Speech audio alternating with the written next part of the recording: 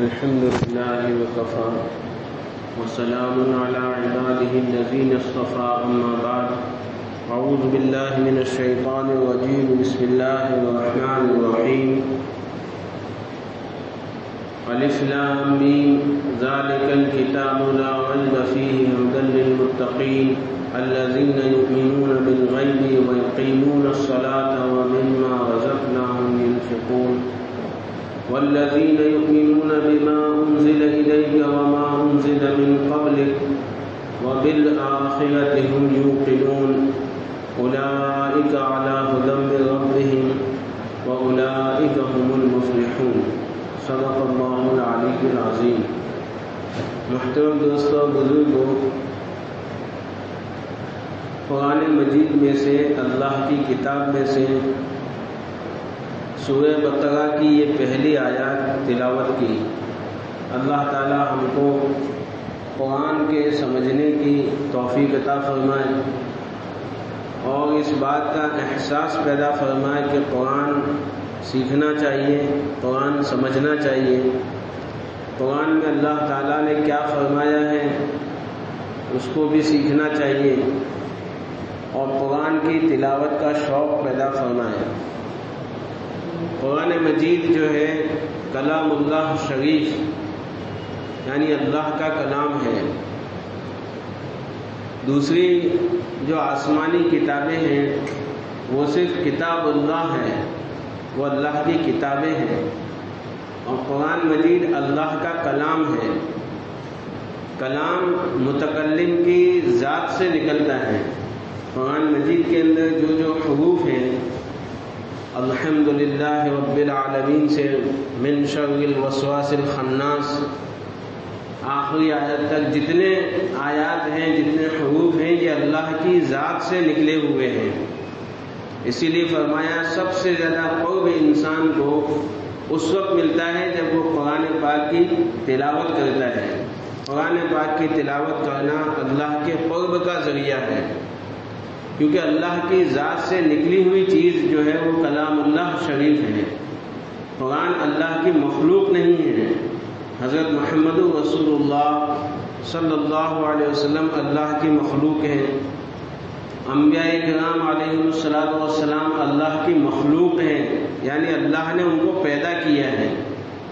نبیوں کو اللہ نے پیدا کیا، فرشتوں کو اللہ نے پیدا کیا، جناتوں کو اللہ نے پیدا کیا، انسانوں کو اللہ نے پیدا کیا، اور جو کچھ نظر آتا ہے سب کچھ اللہ ہی نے پیدا کیا۔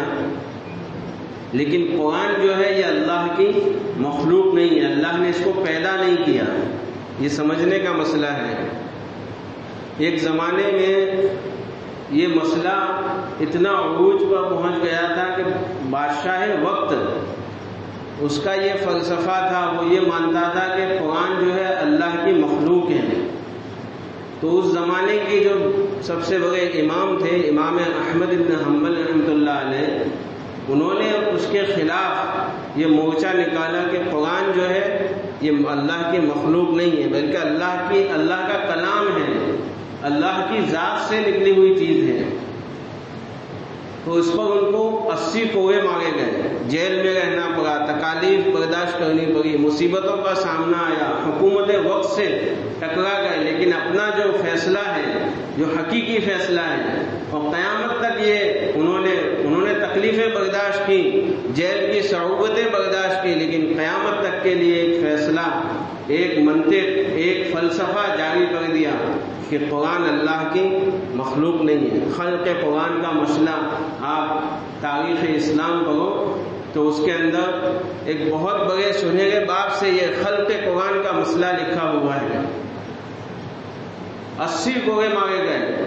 اس زمانے کے علماء، اس زمانے کے مورخین نے لکھا ہے کہ ایسے کوڑے تھے، ایسے سٹکے تھے کہ اگر ہاتھی کو مارے جاتے تو ہاتھی جو ہے بلبلا اٹھتا، لیکن امام احمد بن حنبل رحمۃ اللہ علیہ کی یہ استقامت تھی کہ اپنے موقف سے ہٹے نہیں کہ قرآن اللہ کی مخلوق نہیں ہے، اللہ کا کلام ہے، اللہ کی ذات سے نکلی ہوئی چیز ہے۔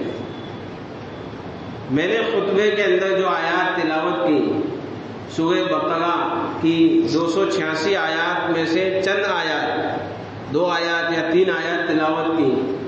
سورہ بقرہ کے اندر 286 آیات ہیں، اور سورہ بقرہ جو ہے یہ مدنی سورت ہے، اللہ نے اس میں احکام جاری کیے ہیں۔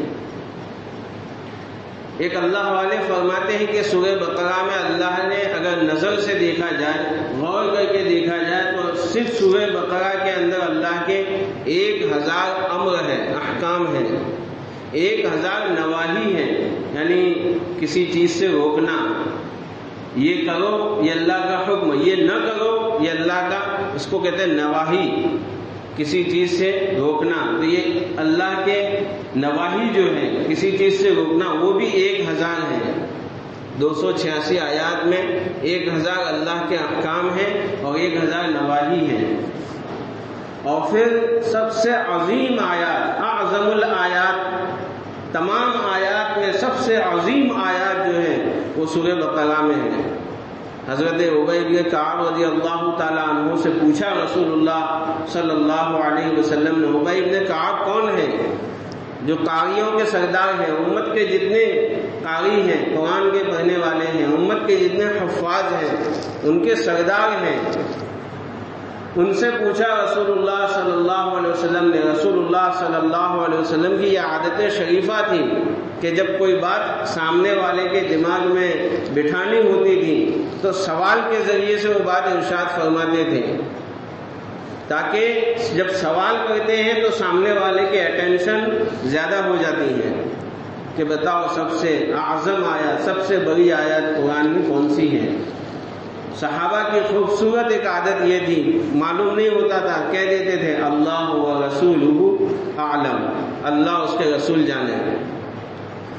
تو رسول اللہ صلی اللہ علیہ وسلم نے فرمایا سب سے اعظم آیات آیت الکرسی ہے، جو اس کو پڑھے گا اللہ تعالیٰ اس کی حفاظت فرماتے ہیں، فرشتے اس کی حفاظت فرماتے ہیں، اللہ فرشتے کو مقرر کرتے ہیں جو ہر نماز کے بعد پڑھنے کا معمول بنائے گا، یعنی ہر نماز کے بعد پابندی سے پڑھے گا، فرض نماز کے بعد۔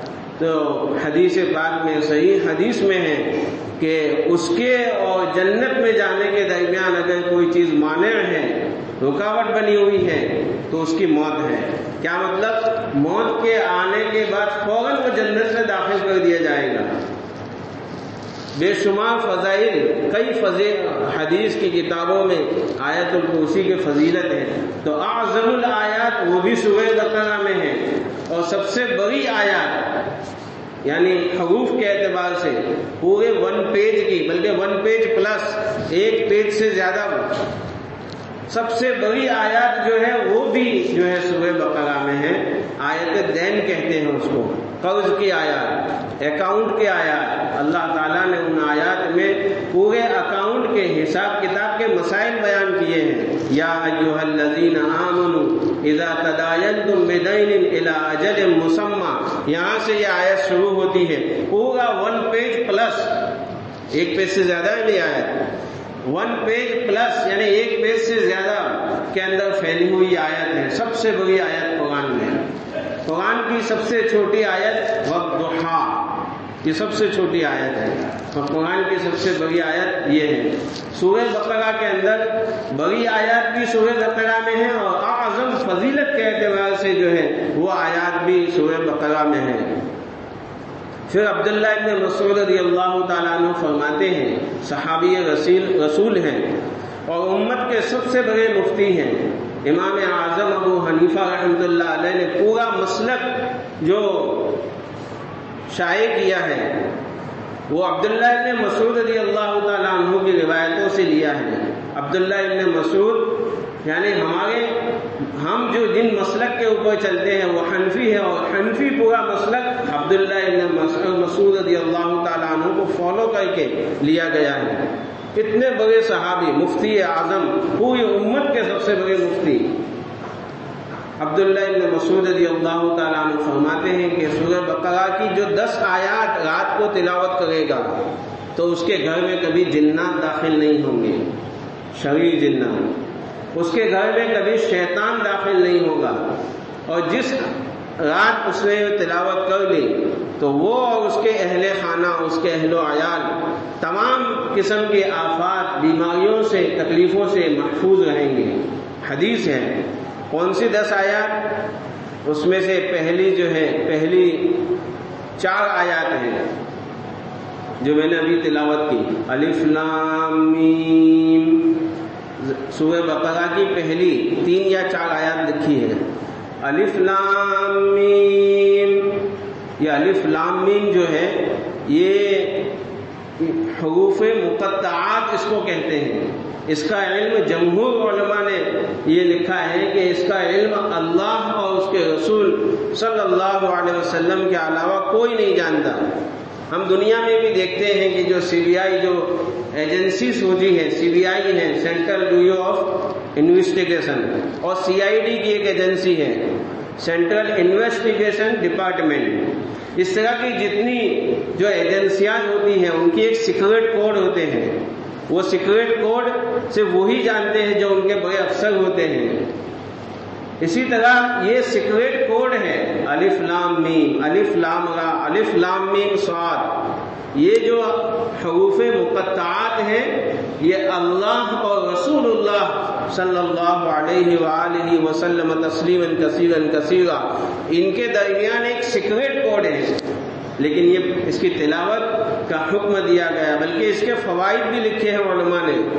اس کے مطلب کے پیچھے نہیں پڑے گا، بعض لوگ جو ہے اس کے کیا معنی ہوتے ہیں اس کے پیچھے جاتے ہیں کہ الف لام میم کا کیا معنی، ہم کو اس کی اجازت نہیں دی گئی۔ اس کے معنی کے پیچھے معنی کو ڈھونڈنا ناجائز کہا گیا، کیونکہ یہ اللہ اور اس کے رسول صلی اللہ علیہ وسلم کے درمیان ایک اسرار ہے، سیکریٹ ہے۔ ذالک الکتاب لا ریب فیہ، اللہ نے فرمایا الف لام میم، حضور صلی اللہ علیہ وسلم نے فرمایا کہ قرآن کے ہر حرف پر 10 نیکیاں لکھی جاتی ہیں۔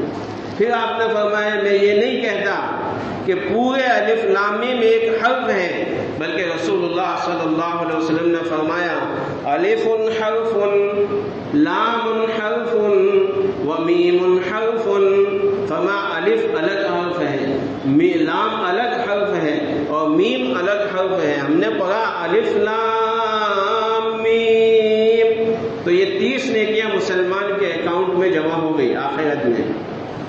پھر اللہ نے فرمایا ذالک الکتاب لا ریب فیہ، ذالک کسی دور کے اشارے کے لیے عربی میں بولا جاتا ہے، ہم کہتے ہیں ھذا قریب کے لیے ہے، یعنی یہ ذالک کہ وہ سامنے جو دروازہ وہ دروازہ تو وہ دور کے لیے بولتے ہیں۔ یہاں پر ذالک کس کی طرف اشارہ ہے؟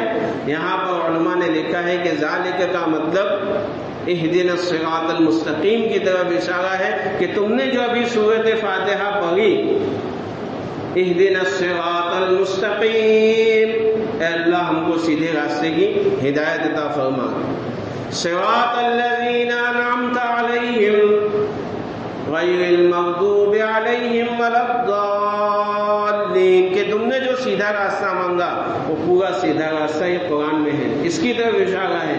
ذالک یہ کتاب کون سی کتاب ہے؟ ذالک الکتاب، اس کتاب کے اندر پورا کے پورا والناس تک تم کو سیدھا راستہ دکھایا جائے گا۔ اس کی تلاوت کرو، اس پر عمل کرو، جو اس پر عمل کرے گا وہ ہدایت والے راستے پر ہے۔ پھر فرمایا اس کتاب کے اندر لا ریب فیہ، کسی بھی شک کو شبے کی گنجائش نہیں ہے، ایک ذرہ برابر بھی شک کی گنجائش نہیں ہے۔ جب اللہ نے فرما دیا احل اللہ البیع وحرم الربا، تجارت کو اللہ نے حلال کیا اور سود کو، بیاج کھانے کو اللہ نے حرام کیا، اب چاہے دنیا کا کتنا ہی بڑا انٹیلیجنٹ آدمی کہے کہ وہ پچھلا زمانہ تھا، یہ الگ زمانہ ہے، اس زمانے میں سود کا لین دین جائز، ابھی تو اس کے بغیر چلتا ہی نہیں، تو اللہ نے پہلے فرما دیا لا ریب فیہ، اس میں کوئی شک و شبہ کی گنجائش نہیں، سود حرام ہے، حرام ہے، تجارت حلال ہے تو حلال ہے۔ قرآن نے کہہ دیا ولا تقربوا الزنا، زنا کے قریب بھی مت جاؤ۔ قرآن نے کہہ دیا کہ یتیم کا مال مت کھاؤ، قرآن نے کہا ماں باپ کی نافرمانی مت کرو۔ اگر تم نے ماں کے سامنے اف لکما، اگر اف بھی کہا، یوں بھی کہا، اپنی بھویں چلائی اور ناگواری کا اظہار کیا، نفرت کی نگاہ سے ماں باپ کو دیکھا، قرآن کہتا ہے تمہارے سارے نیک اعمال ختم کر دیے جائیں گے۔ قرآن نے اللہ کے اور اس کے رسول کے حکم کے بعد اگر کسی کا حقوق بتائے ہیں تو وہ وَبِالْوَالِدَيْنِ احسانا، کہ ماں باپ کے ساتھ نیکی کا برتاؤ کرو، چاہے تمہارے ماں باپ کافر ہی کیوں نہ ہو، چاہے تمہارے ماں باپ مشرک ہی کیوں نہ ہو، تو بھی ان کے ساتھ نیکی کا برتاؤ کرو۔ تو قرآن کی پہلی آیت میں کہہ دیا ذَلِكَ الْكِتَابُ لَا رَيْبَ فِيهِ، اس کتاب میں کوئی شک و شبے کی گنجائش نہیں ہے۔ دنیا کے سارے انسان چاہے ایک طرف ہو جائے، اللہ نے جو فرما دیا وہی دنیا میں چلے گا، چاہے سارے انٹیلیجنٹ آدمی کہے کہ نہیں یہ نہیں ہو سکتا۔ حضرت علی رضی اللہ تعالیٰ عنہ فرماتے تھے دنیا کے سارے انسان ایک طرف ہو جائیں لیکن میرے رسول اللہ صلی اللہ علیہ وسلم نے جو فرما دیا میں اسی کے اوپر چلوں گا، دنیا کے سارے انسان جس طرف جائیں۔ آج ہمارا مسئلہ یہ ہے کہ 4 آدمی اگر کہیں پر کسی بات پر ہاں میں ہاں ملا لے لیں تو مسلمان بھی اس میں ہاں میں ہاں ملا لیتا ہے، جدھر کی ہوا چلے ہم ادھر چلے۔ امت مسلمہ کی یہ حالت ہے، قرآن کو چھوڑ دیا، نبی کی سنتوں کو چھوڑ دیا اور جو ہے غیروں کے طریقوں کے پیچھے پڑ گئے، یہ امت مسلمہ کی حالت ہے۔ تو پھر اللہ نے بھی دنیا کے حوالے کر دیا،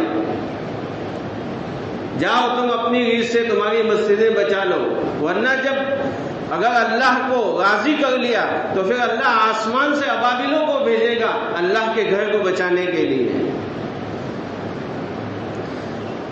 ذالک الکتاب لا ریب فیہ، پھر اللہ نے آگے فرمایا ھدی للمتقین، یہ جو ہے متقیوں کے لیے ہدایت ہے۔ اور پھر آگے تقویٰ کی صفات بتائیں، ھدی للمتقین، کون تقوی والے؟ تقوی کی صفات کیا ہے؟ سب سے پہلے متقی کی صفت ہے الذین یؤمنون بالغیب ویقیمون الصلاۃ ومما رزقناہم ینفقون، یہ صفات ہے متقیوں کی، جو غیب پر ایمان لاتے ہیں، دیکھے پہ نہیں، غیب پر ایمان۔ اس کا ایک واقعہ بتاؤں، تو ایک بجا اس میں بس یہ واقعہ بتا کر بات ختم کر دینا تاکہ اپنی حدیث بھی پوری ہو جائے۔ تاریخ اسلام میں بڑے بڑے اسلامی فرما رواں اسلامی سلاطین گزرے ہیں 1400 سال کی تاریخ میں، ہم سب نے نام سنے ہیں۔ اسی میں اسلامی سلاطین میں سے ایک نام جو روشن ہے وہ ہارون رشید کا ہے۔ بڑے اللہ والے تھے اور بڑے بادشاہ تھے، اتنی بڑی بادشاہت تھی کہ ایک مرتبہ اپنی چھت کے اوپر جب بادل گھیرائے، بادل آیا تو چھت کے اوپر بیٹھے تھے، بادل کو یوں کہا کہ تو اے بادل، بادل کو پکار کے کہا اے بادل تو جدھر بھی جا، جہاں بھی جا کے برس، تو جہاں بھی برسے گا اس کا ٹیکس میرے پاس ہی آئے گا۔ یعنی اللہ نے اتنی بڑی حکومت دی تھی۔ ان کی جو بیگم تھی زبیدہ خاتون، زبیدہ خاتون کا نام بھی تاریخ کے اندر سنہرے اکثر سے لکھا گیا ہے۔ ہماری جو امت اسلام کی عورتیں جو ہیں، خواتین ہیں، ان میں سے ایک چمکتا نام زبیدہ خاتون کا ہے۔ بہت بڑا زبیدہ خاتون کا محل تھا، اس محل کے اندر اسپیشلی 100 خادمہ اس لیے رکھی تھی زبیدہ نے کہ ان کا کام ہی یہ تھا شفٹ بائی شفٹ، یعنی 8 گھنٹے اس کو رکھا تھا، 8 گھنٹے اس کو شفٹ بائی شفٹ 100 خواتین کو، 100 باندیوں کو پگار سے اس لیے رکھا تھا کہ تمہارے صرف کوئی کام نہیں کرنے کا، تمہارے الگ الگ جگہ بنا دی تھی کہ اس جگہ پر بیٹھ کر 8 گھنٹے یا 12 گھنٹے قرآن ہی پڑھتے رہنے کا، تاکہ میں جب اپنے محل میں تفریح کروں تو میرے کانوں کے اندر اللہ کے کلام کے علاوہ کسی اور کی آواز نہ آئے۔ یہ قرآن سے عشق کا تھا، قرآن سے عشق تھا اس کا۔ یہ 100 خواتین پگار سے رکھی تھی۔ ایک مرتبہ یہ جو بادشاہ جو ہوتے ہیں ان کے اکثر محل جو ہوتے ہیں وہ دریا کے کنارے ہوتے ہیں، بیچ پر۔ آج بھی جتنی بڑی بڑی سیلیبریٹی ہیں ان کے جو مکانات جو ہوتے ہیں وہ بیچ ہی پر ہوتے ہیں. آپ بمبئی جاؤ تو وہاں پر کہ بیچ پر بڑے بڑے سیلیبریٹیز کے مکانات ہیں. تو بڑے لوگ جو ہے اکثر جو ہے مکان جو بناتے ہیں وہ بیچ کے اوپر بناتے ہیں، یعنی سمندر کے کنارے. تو یہ صبح کو تفریح کرنے نکلے تھے یا شام کا وقت تھا. شام کو وقت اکثر لوگ بڑے شہروں میں بھی بیچ کے اوپر سمندر کے کنارے تفریح کے لیے نکلتے ہیں.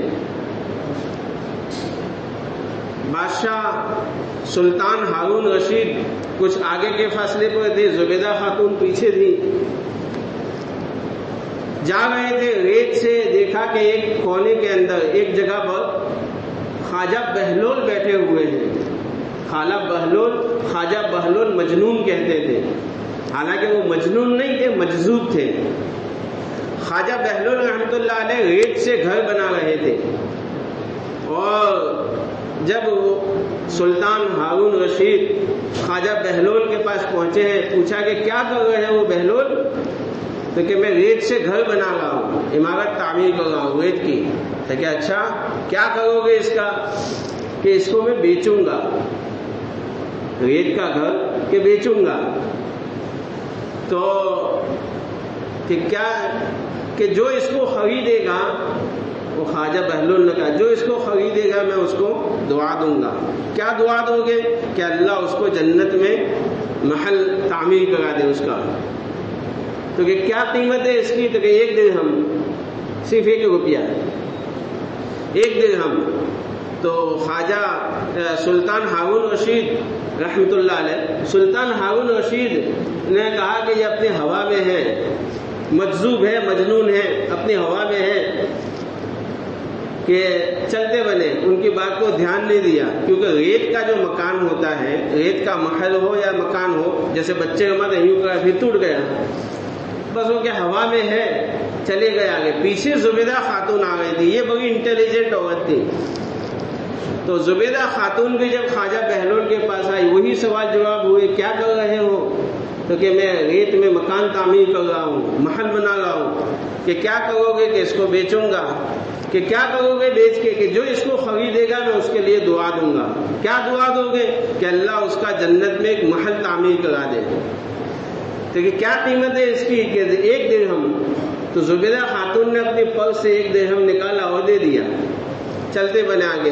شام کا وقت تھا، گھر جائے، کھایا پیا، کیا کہتے ہیں اپنے ڈنر کیا، رات کو ڈنر کیا، کھانا پینا، سو گئے. سلطان ہارون رشید رحمۃ اللہ علیہ کو اسی رات میں اللہ تعالیٰ نے جنت بتائی. جنت کے چشمے ہیں، جنت کے کنویں ہیں، جنت پوری سجی ہوئی ہے. اور سلطان ہارون رشید چل رہے جنت میں، جنت کے خدام ہیں. ایک جگہ پر محل دیکھا، اس کے اوپر نام لکھا ہوا تھا کہ یہ محل جو ہے زبیدہ خاتون کا ہے. تو خلیفہ ہارون رشید نے سوچا کہ وہ تو میری اہلیہ ہے، میری بیوی ہے، جا سکتا ہوں میں.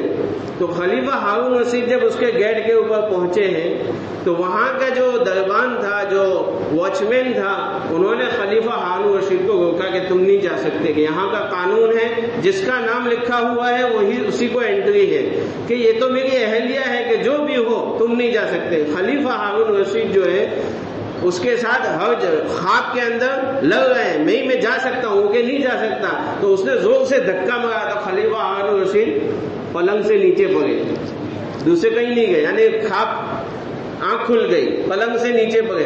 دیکھا خلیفہ ہارون رشید نے سوچا کہ زبیدہ بڑی مجھ سے زیادہ بڑی ہوشیار نکلی.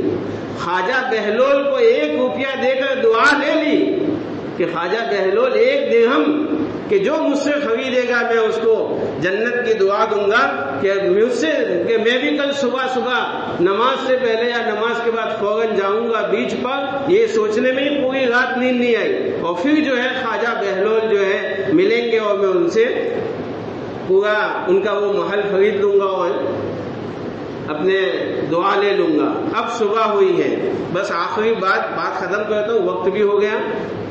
اب جب صبح ہوئی ہے، خواجہ وہ سلطان ہارون رشید تو اسی میں پوری رات اسی کے اندر تھے کہ جیسے صبح ہوئی گئی بیچ کے اوپر نکلے خواجہ بہلول اسی طرح مکان بنا رہے تھے ریت سے. پوچھا کہ مل گئے یہی بہت بڑی بات ہے، ورنہ ایسے مجذوب مجنون کا کیا، آج یہاں ہے کل وہاں ہے. تو بڑے خوش ہو گئے سلطان ہارون رشید کہ چلو مل گئے.